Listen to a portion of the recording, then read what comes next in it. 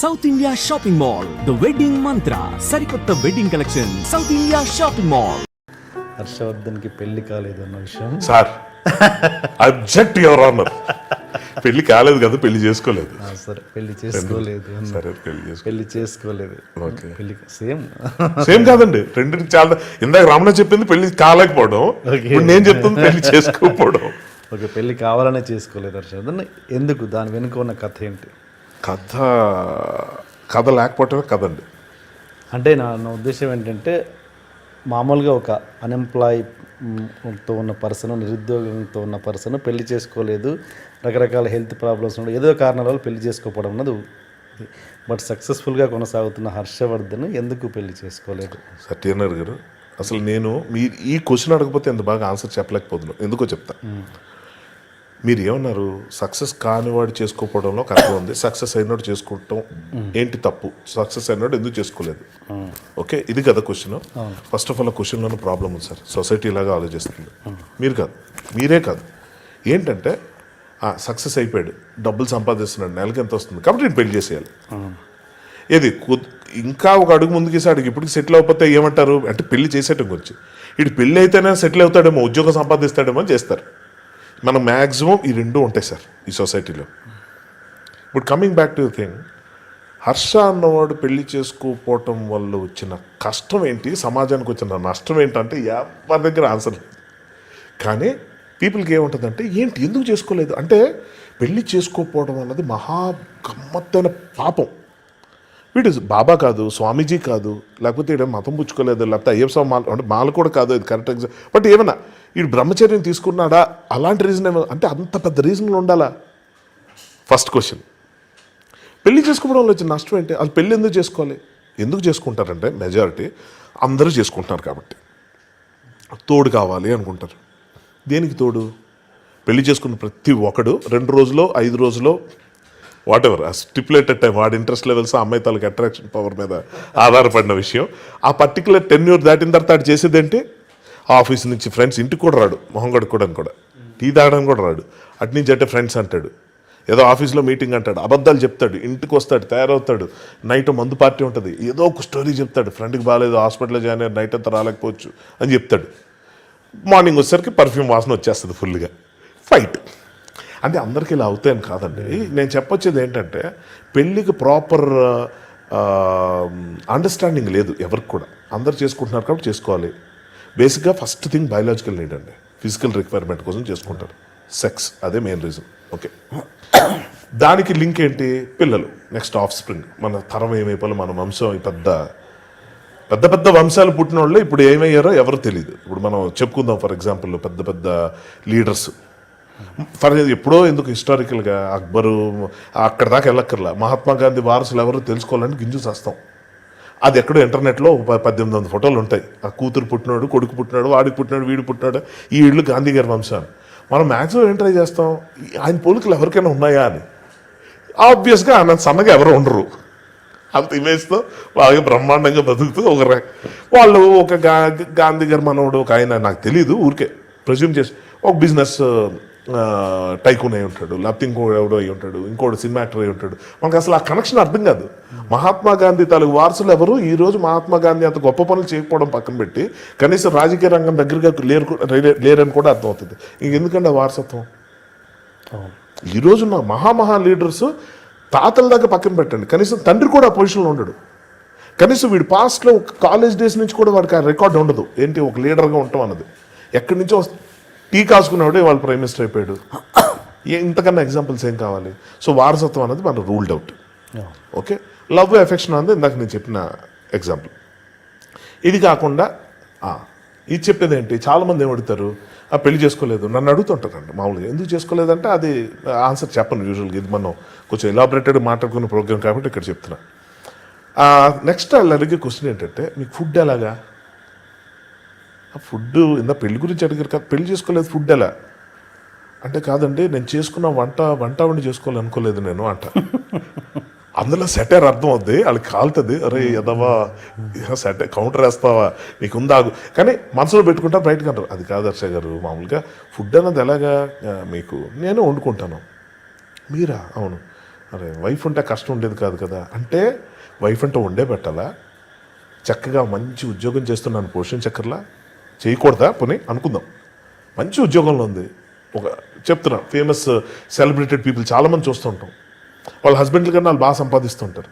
నాకు అప్పుడు ఏమనిపిస్తుంది అంటే ఈ హస్బెండ్ ఆవిడతో పోటీ పడి సంపాదించకుండా ఇది మనకు చాలు అనుకుని పిల్లల గురించి వాడు కేర్ తీసుకోవచ్చు కదా మిస్టర్ పిల్లల లాగా. ఎందుకు ఆ డిజైన్ ఎక్కడి నుంచి వచ్చింది? హాలీవుడ్ సినిమా, ఇండియన్ కల్చర్ కాదు సార్. మన సినిమాలో సీరియల్స్ చూసినప్పుడు కూడా నాకు ఇదే అనిపిస్తుంది, ఓహో అమెరికాలో కూడా ఇంతేనా, ఇంగ్లాండ్లో కూడా ఇంతేనా? వైఫ్ అండ్ హస్బెండ్ ఒక సాఫ్ట్వేర్ కంపెనీస్లో సీఈఓల కింద పనిచేస్తుంటారు, టాప్ ఒక 200 ఫ్లోర్స్ నుంచి దిగి కార్లకి చక్క అక్కడ వరకు సూట్లు, ఇక్కడికి వచ్చి డ్రెస్సులు అన్నీ మార్చుకున్న వైఫ్ కిచెన్లోకి వెళ్తుంది, ఈ టీవీ ముందు బీర్ బాటిల్ పట్టి కూర్చుంటాడు. అంటే ప్రపంచంలో ఎక్కడైనా ఇదే డిజైనా అంటే ఇప్పుడు మానే కొన్ని పద్ధతులు, కానీ ఇది నమ్ముతారండి పబ్లిక్. సో ఇటువంటి ఫార్మాట్ ఉన్న సొసైటీలో నాలాంటి వాడు ఆన్సర్ చేయటం అన్నది ఇదివరకు కొంచెం కష్టంగా ఉండేది, కానీ ఇప్పుడు మారిపోయినాయి టైమ్స్. ఇప్పుడు పెళ్ళిళ్ళ మీద మక్కువ చూపించట్లేదు, మెజారిటీ డివోర్స్లు అయిపోతున్నాయి, గొడవలు అవుతున్నాయి, అర్థం చేసుకుంటున్నారు. ఎవరు ఇదివరకు అట్లా 18-19 ఏళ్ళు వస్తే పెళ్ళిళ్ళు చేసుకోవట్లేదు, ఆడపిల్లల అవసరమైతే కొంచెం గట్టిగా ఫైట్ చేసి నిలబడుతున్నారు, తల్లిదండ్రులు కూడా అర్థం చేసుకుంటున్నారు ఇప్పుడు. బట్ మైనర్ పర్సంటేజ్ పెరుగుతుందండి, చాలా ర్యాపిడ్గా పెరుగుతుంది. నేను నా ప్రెడిక్షన్ కరెక్ట్ అయితే ఇంకో 2-3 ఇయర్స్లో పెళ్ళి అనేది ఉండదండి. ఎందుకు నా ఫ్రెండ్స్ ఉంటారు సార్, నా క్లాస్మేట్స్ క్లాస్ పీక్తూ ఉంటారు, చేసేసుకోరా పెళ్ళి, ఫ్యూచర్లో నీకు కష్టం అయిపోద్ది, లేకపోతే ఏంట్రా ఫ్యూచర్లో కష్టం అని. అవునరా రేపు పొద్దున్న నువ్వు ముసలాడి వైపు లేవలేని పరిస్థితిలో ఉంటే అప్పుడు ఎలాగా? ఇప్పుడు నా పెళ్ళం కూడా ముసలిది అవుద్ది కదా. అంటే నీకు స్నానాలు చేయించడానికి, బాత్రూమ్లకి, టాయిలెట్కి తీసుకెళ్ళడానికి పెళ్ళం ఉండాలా? So this is the understanding what we have. వాళ్ళ మాట మీద నాకు ఎందుకు గౌరవం ఉంటుంది? డెఫినేషన్ ఆఫ్ వైఫ్ ఏంటి? లివింగ్ టుగెదర్, కలిసి ఉండటం. అంటే దూరం అవ్వలేక ఇద్దరు ప్రేమించుకున్న వాళ్ళు ఒక షెల్టర్లో చేరటం అనేది బహుశా పెళ్ళి అయ్యి ఉంటుంది ఒరిజినల్గా. దానికి ఈ ఓవర్ పీరియడ్ ఆఫ్ టైం ఇవన్నీ వచ్చేసినాయి సార్. ఇప్పుడు ఇవి బేసిక్గా అడుగుతారు. నేను అంటా కాదు, నా వైఫ్కి సపోజ్ నేను అప్పుడు ఇది ఎలా చెప్పాడంటే, అరే అలా కాదురా, నా ఒక అనారోగ్యంతో ఉండే ఒక అమ్మాయి, నాకన్నా ఒక 5 ఏళ్ళ వయసులో పెద్ద ఉన్న అమ్మాయి, అనారోగ్యంతో కుమిలిపోతున్న అమ్మాయిని పెళ్లి చేసుకుంటే ఎలా ఉంటుంది అంటే పిచ్చోని చూసినట్టు చూస్తారు నన్ను. ఎరా మైండ్ ఏమైనా పాడైందా నీకు? కాదురా, మీరు మాట్లాడింది కంపాటబిలిటీ గురించి, ఫస్ట్ థింగ్, తోడు గురించి. ఆ అమ్మాయి తోడు నాకు ఇస్తుంది కదా, ఏంటి ప్రాబ్లము అంటే అలా కాదు, ఆమెకు నువ్వు సేవ చేసుకో, అది చేయకూడదు మళ్ళీ. ఇదంతా మాట్లాడి ఆర్గ్యూ చేసి ఏంటి, ఇది ఒక 8కి 9కి స్టార్ట్ అవుద్ది మా ఫ్రెండ్ సర్కిల్లో. 20 మంది 1:1, నేను 1:20 ఫైట్ చేస్తూ ఉంటా. ఒక్కొక్కడు కాదు షేర్ ఖాన్, 100 మందిని ఒకేసారి పంపించిన టైప్లో ఉంటాను నేను. వాళ్ళు సంధిస్తూ ఉంటారు, విమర్శిస్తూ ఉంటారు, చెయ్యి వీడు చెత్త, వీడు కరప్ట్ అయిపోయాడు, పొల్యూట్ అయిపోయాడు, సినిమా ఫీల్డ్కి వెళ్ళిపోయాడు, అవునులే వీడికి అన్ని సరదాలు అక్కడ తీరిపోతున్నాయేమో, అది దుఃఖమే, అవునరా అంట టక్కున ఫ్లో అయిపోద్ది, ఖండించను, అవును కరెక్టే, మరి ఇంకేంటి, అవును. ఇప్పుడు నువ్వు హోటల్కి ఎందుకు వెళ్ళాలి? భోజనం కోసం. ఇంట్లోనే ఫుడ్ ఉన్నప్పుడు ఎందుకు వెళ్తావు హోటల్కి? లేదా ఇంట్లో వండుకోవాలి, హోటల్లో దొరుకుతున్నప్పుడు ఇంటికి ఎందుకు వెళ్తావు? సో నీకు ఎక్కడ ఏది ప్రాబ్లం ఉందో అది నీకు దొరికేస్తున్నప్పుడు ఇంకో దగ్గర నీకు ఆలోచన రాదు. As simple as that. ఇదే చెప్పినప్పుడు ఇప్పుడు 8కి 9కి స్టార్ట్ అవుతుంది ఫ్రెండ్స్ సర్కిల్లో, ఒక 20:1, 30:1 దాకా వెళ్తూ ఉంటుంది. ఆ తర్వాత ఒక్కొక్కటి తప్పుకొని 10 మంది మిగులుతారు. వీళ్ళందరూ అయితే ఫైట్ చేస్తాం, మా ఆవిడ వెయిట్ చేస్తుంటుంది అని వెళ్ళిపోతాం. ఈ 10 మంది లాస్ట్లో కూర్చున్న వాళ్ళండి బాటిల్స్ ఖాళీ చేశాక, అరే అన్నయ్య చేసుకోకరా, ఏం రివర్స్ అవుతారు సడన్గా, ఏంట్రా చంపేస్తాం చేసుకున్నావు అంటే, మేమందరం ఎలా ఉండాలనుకుంటున్నావు అలా ఉన్నావురా నువ్వు, ఇది నీ టాలెంట్ అంటే నన్ను నమ్మను. ఎందుకంటే నువ్వు లవ్వులు చేసావు, పెళ్లి చేసుకుందాన్ని అంటపడ్డావు, అవన్నీ తెలుసు వాళ్ళకి, అవన్నీ అవ్వలేదు నీకు, అన్నీ సుడి అలా ఉంది. మా అందరికి ఐజ్ వచ్చాయి, లవ్ చేసుకున్న వాళ్ళతో పెళ్లి అయిపోయింది, అరేంజ్ చేసుకున్న వాళ్ళతో అయిపోయింది, మేము చాలా హ్యాపీగా ఉన్నామని భ్రమంలో బతికేస్తున్నాం. సార్ ఒక డెసిషన్ తీసుకున్న తర్వాత, ఏ ప్రొడ్యూసర్ కూడా ఫెయిల్ అయిన తర్వాత అండి, సినిమా భాషలో చెప్తున్నాను, ఒక సినిమా తీసిన ప్రొడ్యూసర్ ఆ సినిమా ఫెయిల్ అయిన తర్వాత మీరు వెళ్ళి, ఫర్ ఎగ్జాంపుల్ TNR వెళ్ళి, నేను హర్షాన్ ప్రొడ్యూసర్ని, ఒక 50 కోట్లు పెట్టే సినిమా తీసి 5 రూపాయలు కూడా రాలేదు సార్, ఫ్లాప్ అయింది. మీరు నా దగ్గరికి వచ్చారు ఒక జర్నలిస్ట్ లాగా, ఫ్రెండ్ లాగా ఎలాగో వచ్చి, ఏంటి హర్ష ఏంటో సినిమా చెత్త స్టోరీ, బుద్ధి లేదు, ఎలా తీసుకున్నావు సినిమా అది ఇది అంటే, నేను సర్లేదు అయిపోయింది, ఏంటో కర్మ, డైరెక్టర్ దెబ్బ కొట్టాడు, హీరో ఇలా చేశాడు, ఆ హీరోయిన్ రా అసలు సమస్య ఏదో చెప్తా. ఇలా కాకుండా ఒక్కసారి ట్రై చేసి చూడండి. అదే ప్రొడ్యూసర్ దగ్గరికి వెళ్ళి, సార్ కథ అద్భుతం సార్, అసలు జనమే కరెక్ట్గా అర్థం చేసుకోలేదు, ఇలా తీయడం దగ్గర ప్రాబ్లం అంటే హ్యాపీ ఫీల్ అవుతాడు. ఎందుకంటే అండి వాడికి ఆల్రెడీ 50 కోట్లు చేతులు కాలిపోయి డబ్బులు పోవడంతో పాటు అవమాన భారంతో ఉన్నాడు. ఇప్పుడు వాడికి మీరు ఇచ్చే ఆ కాస్త ఓదార్పు ఏంటి, నీ డెసిషన్ రాంగ్ కాదు. సో సినిమా అన్నది చాలా మందితో రిలేట్ అయిన విషయం.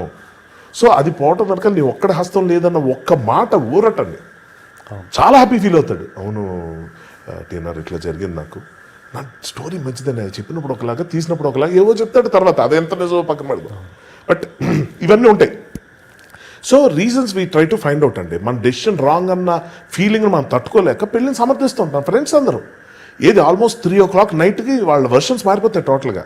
రే నువ్వు ఇలాగే ఉండు, నువ్వు మార్కు, నువ్వు చేసుకోకు, ఇలాగే ఉండు, హ్యాపీగా ఉండు, బాగా కెరియర్ బాగా చూసుకోరా, డబ్బులు సంపాదించుకో, బాగా హ్యాపీగా ఉండు, కాకపోతే ఇంతే, హెల్త్ చూసుకో, ఇవన్నీ చెప్తారు. అంటే ఆ నిమిషం వాళ్ళు మాట్లాడేదే కన్సర్న్ అండి.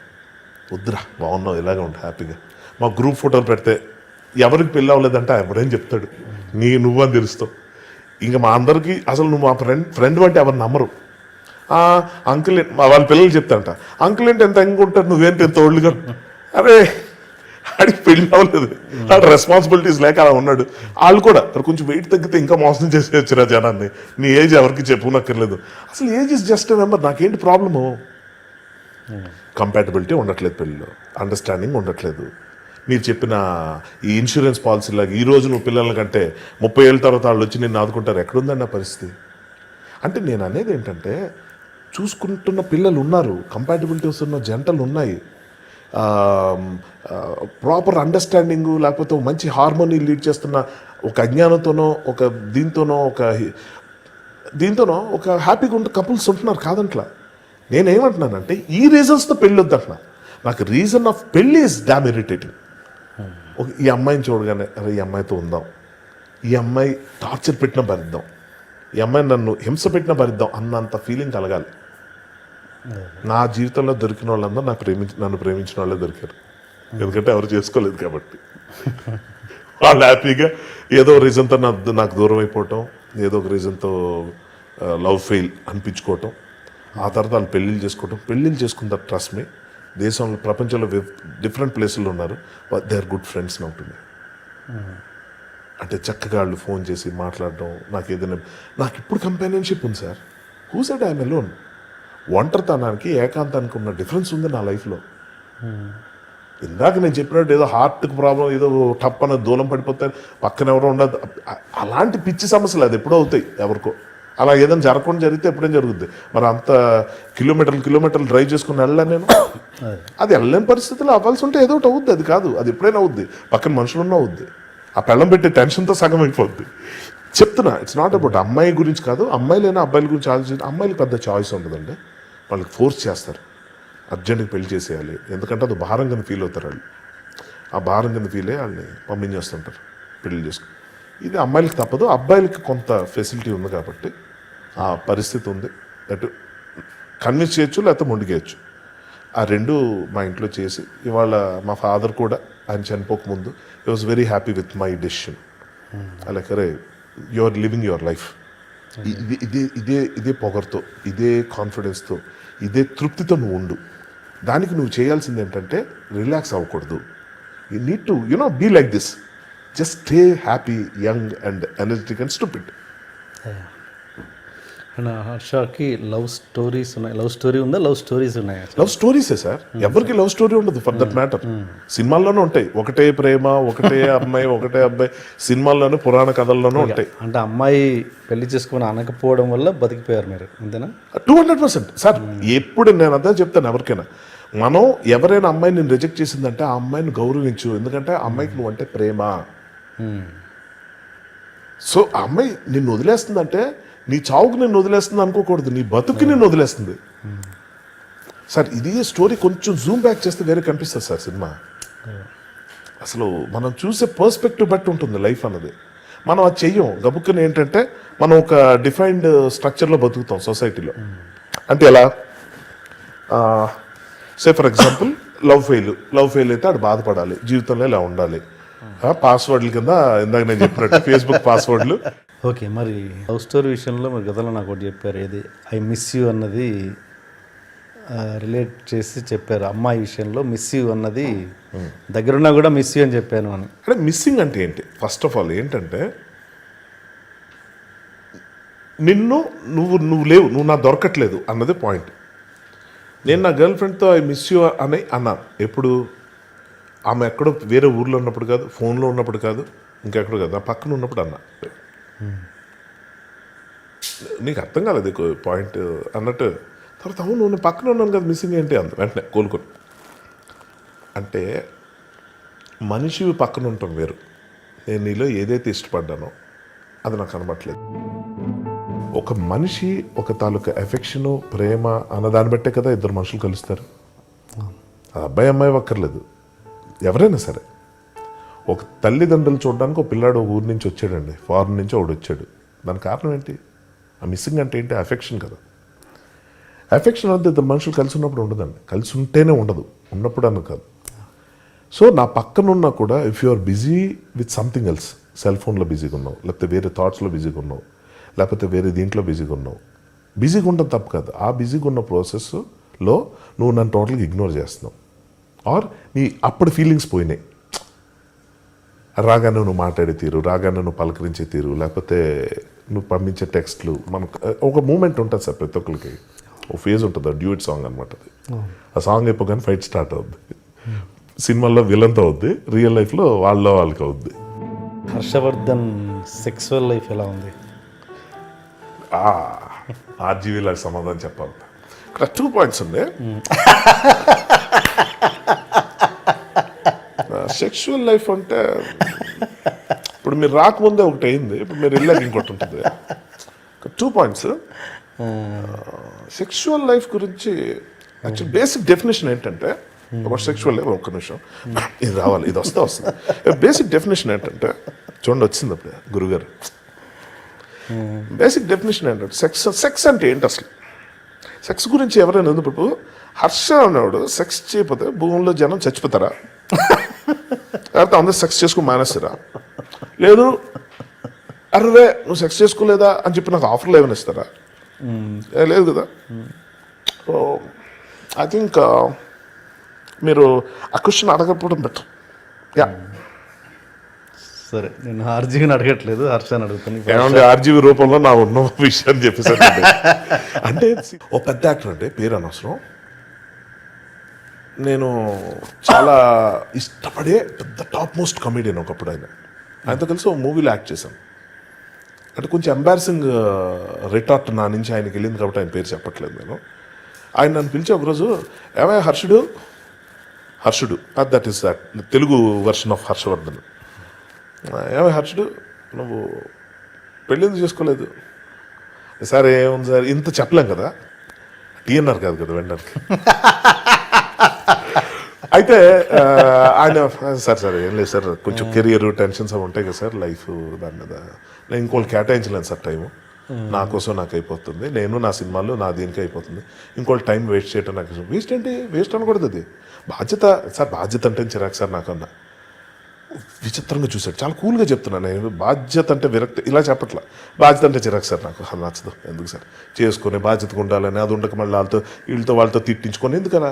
ప్రపంచాన్ని ఏం ప్రాబ్లం లేదు కదా, సమస్య ఏం లేదు కదా, బాగానే ఉన్నాను, బ్రహ్మాండంగా ఉన్నాను అంటే ఆయన అలా చూసి ఆయన ఈగో ఎక్కడో హర్ట్ అయినట్టుంది బహుశా.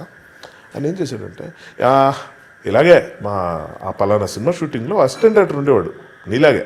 ఓ రోజు పిలిచి అడిగా ఎందుకు చేసుకోలేదయా అని. ఆయన నీలాగే ఫింగర్ సమాధానం చెప్పాడు. అప్పుడు నేను అడిగాను, ఏంటో ఏమైనా ప్రాబ్లమా అని అడిగా. ఇంక చూపాడు అని చెప్పి నవ్వాడు. నేను వెంటనే అంటే ఇలాంటి ఇవి ఉంటాయని ఊహిస్తాం కదా మనం, ఓ రైటర్ పాయింట్ ఆఫ్ వ్యూలో కానీ ఇంకోటి కానీ. నేను వెంటనే అన్నాను, సార్ ఇలాగే నన్ను ఒకళ్ళు అడిగారు సార్, అప్పుడు నీ వైఫ్నో నీ సిస్టర్నో నీ కూతుర్నో ఎవరినో ఒకసారి పంపించి సర్టిఫికేట్ తీసుకోమని చెప్పాను సార్. నేను కూడా ఆడికి అన్నాను కానీ మీకు అన్నాను. సారీ ఆయన ఇదే అన్నాడు, ఏంటంటే ఆయన అంటున్నా నిన్న అన్న కదా ఎలాగా అన్నాడు. అనగా నాకు కొంచెం కొట్టి, మహా అయితే వాళ్ళ విధ్వంసం జరుగుద్ది, దీనికి నాకు రిలేషన్ పాడైపోద్ది, బట్ ఈ మాట ఇంకోసారి ఆయన అనుకోని ఈ మాట అన్నా. చివుక్కుమంది ఆయనకి, చాలా హర్ట్ అయ్యాడు. తెలుసు నాకు ఈ స్థాయి దిగజారి మాట్లాడడం అంతా నాకు ఇప్పుడు జరగలే. బట్ నా ఇంటెన్షన్ ఏంటంటే వీళ్ళకి ఎలా చెప్తే కానీ అర్థం కాదు. మహా అయితే ఆయన హర్ట్ అవుతాడు, నాతో రిలేషన్ పాడవుతుంది, ఐ కేర్ ఎ డ్యామ్, నాకు అది ఇంపార్టెంట్ కాదు. కానీ దీనికి సమాధానం నాలా చెప్పగలిగే వాళ్ళు ఉండలేకపోవచ్చు. అదేంటది ఆ మైండ్ సెట్ అంటే ఇలాంటి లాజిక్స్తోని ఇలాంటి దీంతోనే పెళ్లి ఎవరైనా చేసుకోవట్లేదంటే ఎందుకు చేసుకోవట్లేదు, ఏదో లోపమా, అమ్మాయి చేసుకోకపోతే ఏమైనా పాపం చేసిందా అని ఏంటో విచిత్రమైన ఇవి పెట్టి ఫోర్స్ చేసి that will get in to you know ఒక కన్విన్సింగ్ మోడ్లోకి తీసుకెళ్ళిపోతారు. గొప్ప విషయం ఏంటంటే ఇతనితో ఇలాగేం ఎండ్ అయిపోతే అది బ్యాడ్ ఎక్స్పీరియన్స్ అయితే నేను మీతో చెప్పేవాడిని కూడా కాదు. గమ్మత్తు ఏంటంటే ఐ థింక్ ఒక 2 hours తర్వాత అనుకుంటా మళ్ళీ పిలిచాడు, ఏమో హర్షుడు వెళ్ళారా అంటే వెళ్ళాను. ఏంటి సార్ అవి మాట్లాడుతూ చేసుకోకయా వద్దులే హ్యాపీగా ఉండు, కానీ కెరియర్లో అయినా నువ్వు కొంచెం ఫోకస్ చేయాలి. ఆబ్వియస్గా ఆయన ఒక మాట అన్నాడు, ఒకవేళ నేను అనుకుంటే ఉండేవాడిని నా ప్రైమ్ ఏజ్లో రోజుకి 4 షూటింగ్లు చేసిన హీరో అతను అప్పట్లో. నేను అనుకునేవాడిని నా ప్రైమ్ ఏజ్లో పెళ్లి చేసుకోపోయింటే ఇంకా నా కెరీర్ అద్భుతంగా ఉండేది కదా అని చెప్పి అంటే నేను అతను మంచితనాన్ని అది కరెక్ట్ అని నేను అన్నాండి. పెళ్లి చేసుకోకపోతే కెరీర్ ఇంకా అద్భుతంగా ఉండేది అది కరెక్ట్ కాదు అసలు అంటారు అంతే. ఇప్పుడు ఒక ఫేమస్ ఇంగ్లీష్ సేయింగ్ ఉంది, పెళ్ళి అనేది పబ్లిక్ టాయిలెట్ లాంటిదంట. బయట ఉన్నాడు ఎప్పుడు లోపలికి వెళ్దామని చూస్తాడంట, లోపల ఉన్నాడు ఎప్పుడు బయటకు వెళ్దామని చూస్తాడంట. అలా ఇంగ్లీష్ కోట్ ఇంకోటి ఉంది, ఒక పెళ్ళి అనేది ఒక బాక్స్ ఆఫ్ చాక్లెట్లు లాంటిదంట. ఒక చాక్లెట్ కోసం బాక్స్ అంతా కొనుక్కోవాల్సి వస్తుందంట. ఇవన్నీ జోక్స్ అపార్ట్ అంటే ఇదేంటంటే డిఫరెంట్ డెఫినేషన్స్ అండ్ ఒపీనియన్స్. నా వరకు నాకు సింపుల్గా చెప్పాలంటే ఈ లోకాభిరామాయణం జనరల్ వాళ్ళు సిస్టమ్ మీద నేను కాంట్రడిక్ట్ చేసే కన్నా నేనేమనుకుంటానంటే నాకు అంత టైం ఉండదండి. అంటే అవతల వాళ్ళ ఎక్స్పెక్టేషన్స్ మ్యాచ్ చేసే అంత టైం మనకు ఉండదు. మన గొడవలను మనం ఉంటాం. వాళ్ళు అయినా పడతారు, కొంతమంది ఏమంటారంటే భరిస్తారు. అలా భరించిన వాళ్ళు చేసుకోండి. భరిస్తున్నారు అన్నప్పుడు ఎందుకు చేసుకోవటం, భరించడం ఏంటి? కంపానియన్షిప్కి వేరే, పెళ్ళికి దానికి సంబంధం లేదు. ఓకే, ఇంత చెప్తున్నారు, మరి పెళ్ళి చేసుకోకుండా పిల్లలు కనడంలో ఓకేనా మీరు? దాని అంటే అవసరం ఏంటి అన్న దాని గురించి ఉంటుంది. పిల్లల్ని ఎందుకు కనాలి అసలు ఫస్ట్? అది నాకు రీజను ఫస్ట్ ఆఫ్ ఆల్ పిల్లలు కనటం వెనకాల ఉన్న రీజన్స్ ఏదైతే ప్రపంచంలో ఉందో అవి వాటితో నేను ఏకీభవించను, ఫస్ట్ పాయింట్. రెండోది ఏంటంటే అది ఒక రెస్పాన్సిబిలిటీ అండి.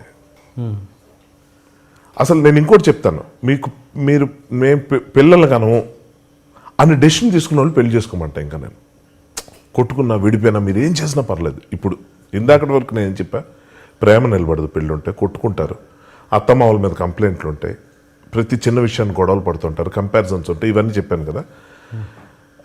ఇటువంటి రీజన్స్ కాకుండా ఈ అన్ని రీజన్స్ ఉండొచ్చు.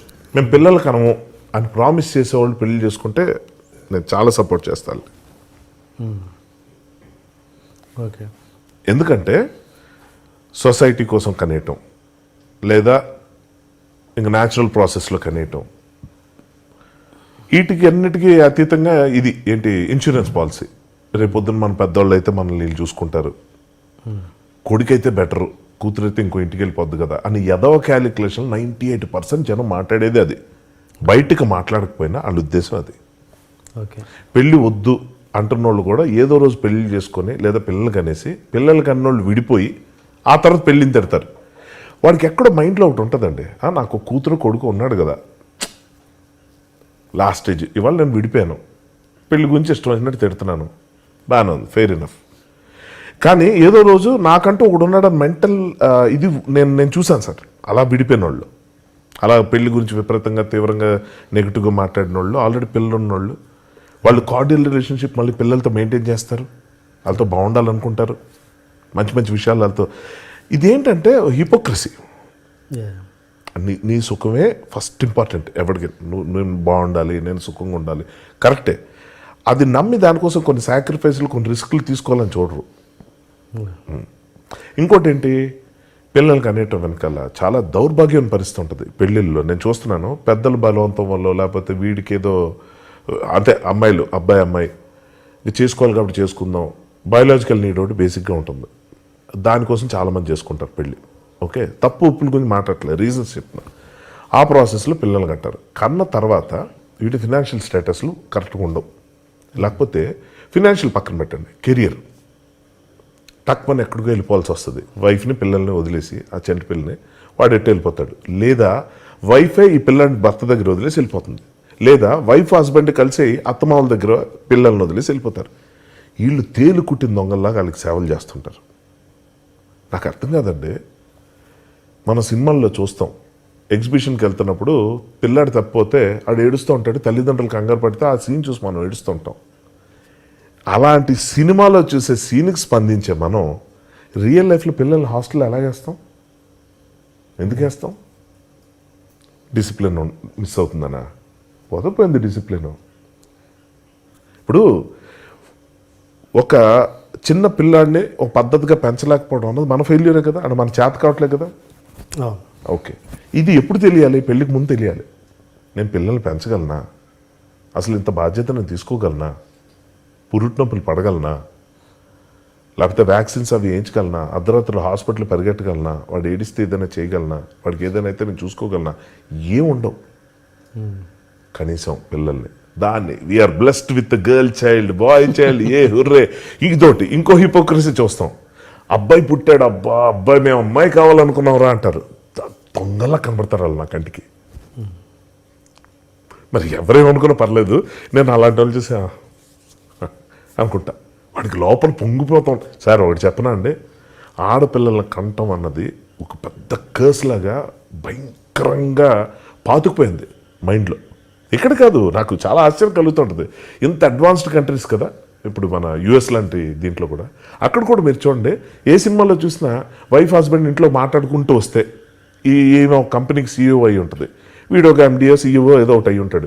ఇద్దరు కలిసి లోపలికి వచ్చిన వెంటనే వీడు అలా బెడ్రూమ్లోకి వెళ్ళి టై గీపుతుంటాడు, అమ్మాయి కిచెన్లోకి వెళ్ళి వంట స్టార్ట్ చేస్తుంటుంది. ప్రపంచం అంతా ఇంతేనా? అంటే వంట చేయడం చిన్న పని అని కాదు. ఈ పోస్టులు ఎందుకు మారవు? ఓకే, ఈ పిల్లల గురించి మీరు అడిగిన క్వశ్చన్కి ఇంకా స్ట్రైట్గా ఆన్సర్ చెప్తున్నాను.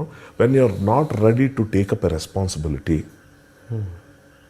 అసలు ఎందుకు కంటాం పిల్లల్ని? ఏం చేస్తాం మనం? ఎంతసేపు ఏం సమర్థిస్తాం? వాళ్ళకి ఏం లోటు చేయలేదు. మొన్న ఒక ఉయ్యాలు కొన్నాను 30,000, ఎందుకంటే ఆ ఉయ్యాలు ఊగుతుంటే పాటలు పాడతారు. ఇలాంటి రీజన్స్ మీరు ఈ మధ్య మరీ ఎక్కువ వింటారు. కొత్త కొత్త జస్ట్ అప్పుడే పుట్టే పిల్లల కోసం షాపులు కూడా అంటే ఒక ఇండస్ట్రీ స్టార్ట్ అయిపోయిందంటూ ఊహించుకోండి. ఉయ్యాలు ఊపడానికి, ఆ పాటలు పాడడానికి ఒక మెషిన్, అదేదో గాలి వీచడానికి ఇంకోటి. ఇంకా ఆర్టిఫిషియల్గా నాకు ఎప్పుడు అనిపిస్తూ ఉంటుంది, పాలు పితకడానికి గడ్డి దూడలు పెట్టేవారు. ఇప్పుడు ఆ పాలు పితికే కాన్సెప్టే లేదు, నేనైతే అక్కడ చూడలేదు. దూడని చంపేసేవారండి. ఆ గేదెకి బర్రెలు ఉంటాయి కదా పాలు పితికి, అవి దూడలు పెట్టినట్టు చంపేసేవారు. ఎందుకు? ఆ పాలు తాగేస్తాయని. చంపేస్తే తల్లి ఎంత జంతువు అయినా, మన జంతువు అంటే రియాక్షన్స్ ఉండవని కదా, అంటే ఇమోషన్స్ ఉండేవి మనుషులు ఒక్కటే అని నమ్మే ప్రపంచంలో ఉన్నాం మనం. జంతువులకు ఇమోషన్స్ ఉంటాయంటే అది మనం అసలు తెలియదు మనకి, ఒప్పుకోము, పెద్ద గొడవ చేసి బుర్రలు.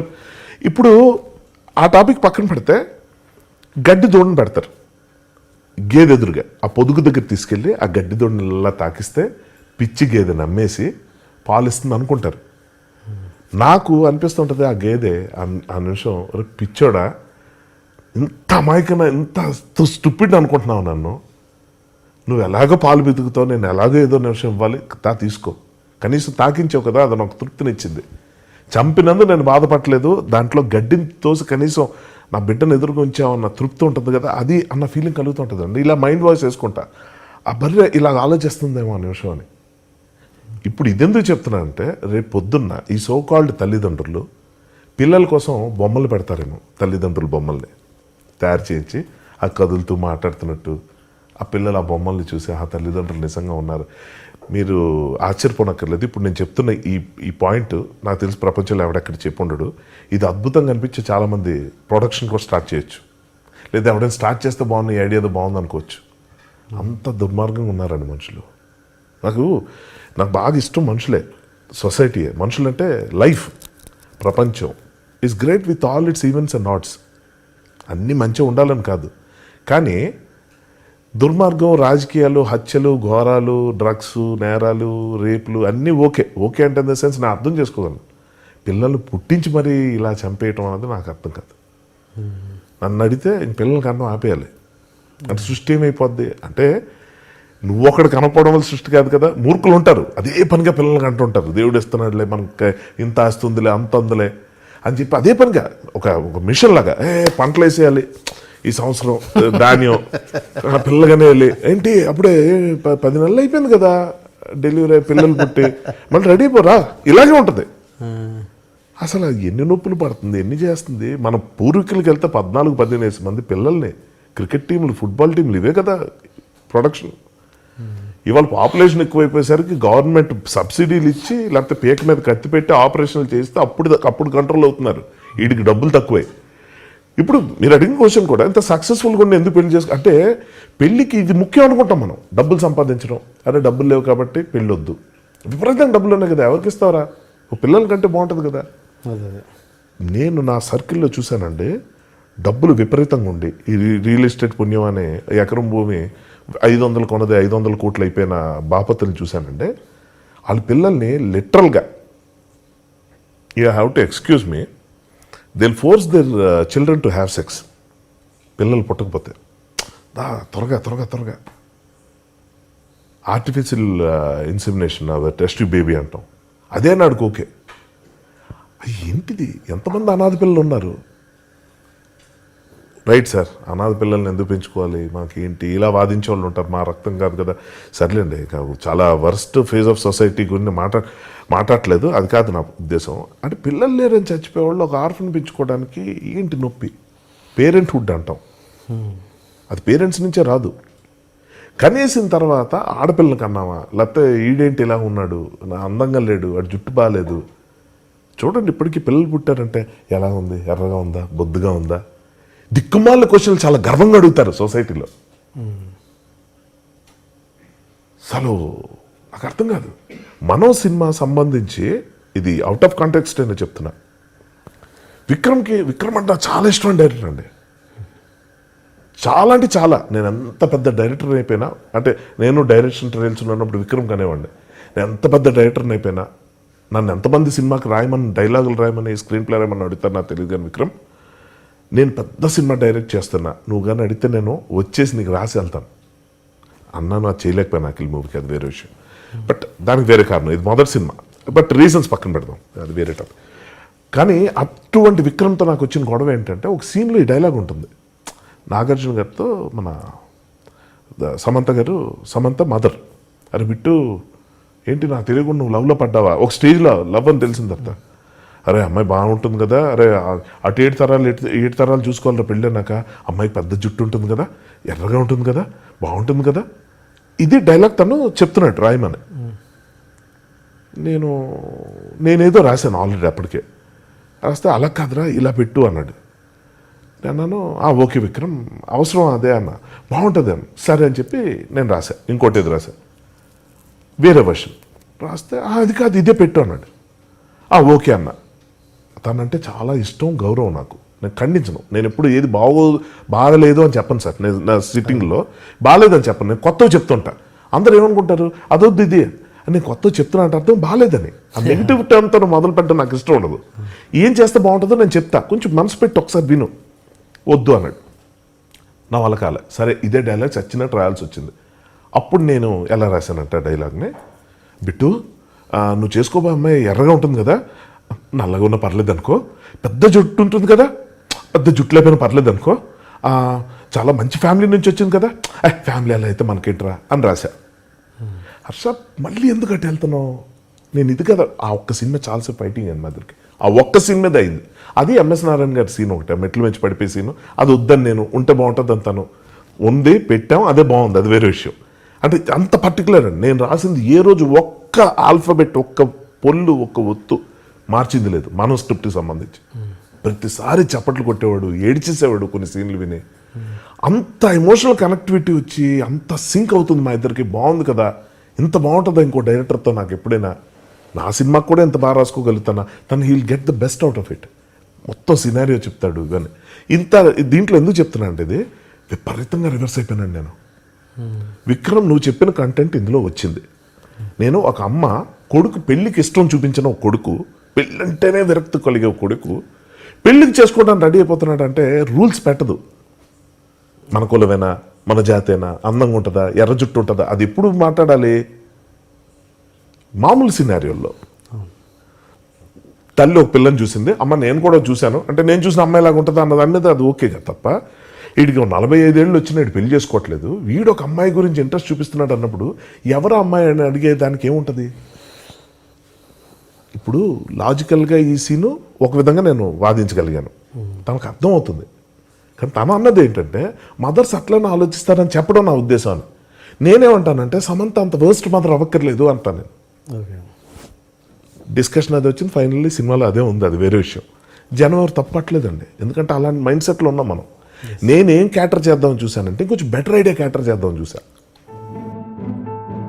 ఈ సృష్టిలోకి రావడానికి మనమంటూ ఈ భూమి మీద పడ్డానికి ఇద్దరు వ్యక్తులు కలవడం అన్నది జరిగితేనే మనం ఈ భూమి మీద పడ్డాం. బట్ అలా ఇంకో వ్యక్తికి మనం జన్మనివ్వడం అన్నది మన బాధ్యత కాదా? అది పెళ్లి పరంగా అవ్వచ్చు, లేకపోతే పెళ్లి చేసుకోకుండా అయినా అవ్వచ్చు. అది దీనికి అబ్సల్యూట్గా ఆపోజిట్గా నేను ఆలోచిస్తానండి. ఫస్ట్ ఆఫ్ ఆల్ మళ్ళీ చెప్తున్నాను, బాధ్యత అన్నదే నా దృష్టిలో బ్లండర్, బూత్లా ఉంటుంది. ఎందుకంటే ఒక మనిషి స్వేచ్ఛను కట్ చేసేది బాధ్యత. బాధ్యత is decided by society. Society follows history. History is something which is not existing now. ఇది ఆర్డర్. హిస్టరీ అన్నది ఇప్పుడు లేదు. దాన్ని ఫాలో అవుతున్న సొసైటీ తాలూకా డెఫినేషన్ని మనం ఫాలో అవుతూ బాధ్యత అన్నదాన్ని ఫస్ట్ సరే వదిలేద్దాం. ఇప్పుడు నేను మిమ్మల్ని అడుగుతున్నాను, పిల్లల్ని కంటం బాధ్యత, పెంచడం బాధ్యత? మామూలు మిమ్మల్ని అడుగుతున్నా. ఓకే, పెంచడం బాధ్యత అంటే సృష్టి ధర్మం అంటే ఒకటి ఉంది కదా. అదే సృష్టి ధర్మం అంటే ఫస్ట్ థింగ్, సృష్టి ధర్మం కాబట్టి పిల్లల్ని ఎవరు కనరండి. కాంట్రసెప్టివ్ ఫెయిల్ అయ్యి పిల్లలు కన్న వాళ్ళు చాలా ఎక్కువ మంది ఉంటారు మీకు. అంటే నేను అనేది మన అమ్మా నాన్న పెళ్ళే వద్దని మన అమ్మా నాన్న అనుకుంటే మనం ఈ భూమి మీద ఉండే వాళ్ళం కాదు కదా. నష్టం, బరువు తగ్గేది. పాపులేషన్ ఈరోజు ఇండియా ఇంకా అద్భుతంగా ఉండేది. ఓకే, అంత సింపుల్ అండి, ఏమీ లేదు. సార్ ఒకటి చెప్తాను మీకు, పిల్లల్ని కంటం అన్నది సొసైటీ కోసం కంటారు సార్. మీరు చూడండి, పెళ్ళి సొసైటీ కోసం చేసుకుంటారు ఒకడు, అక్కడి నుంచి ఆడికి టార్చర్ స్టార్ట్. ఏంటి ఇంకా గుడ్ న్యూస్ లేదా? గుడ్ న్యూస్ అంటే ఏంటి? పిల్లలు అనుకుంటున్నారు బర్త్డే, ఆడు అడిగి మెయిన్ క్వశ్చన్ మీకు అర్థం కాదు. ఇంకా అబ్బాయి మగపిల్లాడే కావాలి మళ్ళీ. ఓకే, ఇలాంటి క్వశ్చన్స్కి అసలు ఆనర్ చేయకపోవడం పక్కన పెడితే వాడిని అమ్మాయిని సాగుకొట్టేస్తారండి. అబ్బాయికి ఇంకా కొంచెం ఎగ్జామ్షన్ ఉంటుంది, తప్పించుకొని తిరగచ్చు. ఆడపిల్లకి మొత్తం అందరు చుట్టూ చేరి అసలు ఏంటి సమస్య, ఎందుకు ఇలా అవుతుంది, ఈ పూజ చేయి, ఆ వ్రతం చేయి, ఇది తినడం మానే, అది తినడం మానే. నా కళ్ళారా చూస్తుంటాను రోజుకి 100 కేసులు ఇలాంటివి. అంటే చూస్తే మనకు కనిపిస్తాయి 100, రోజు చూడను. What I'm trying to say, ఇటువంటి సొసైటీలో మనం ఉన్నాం.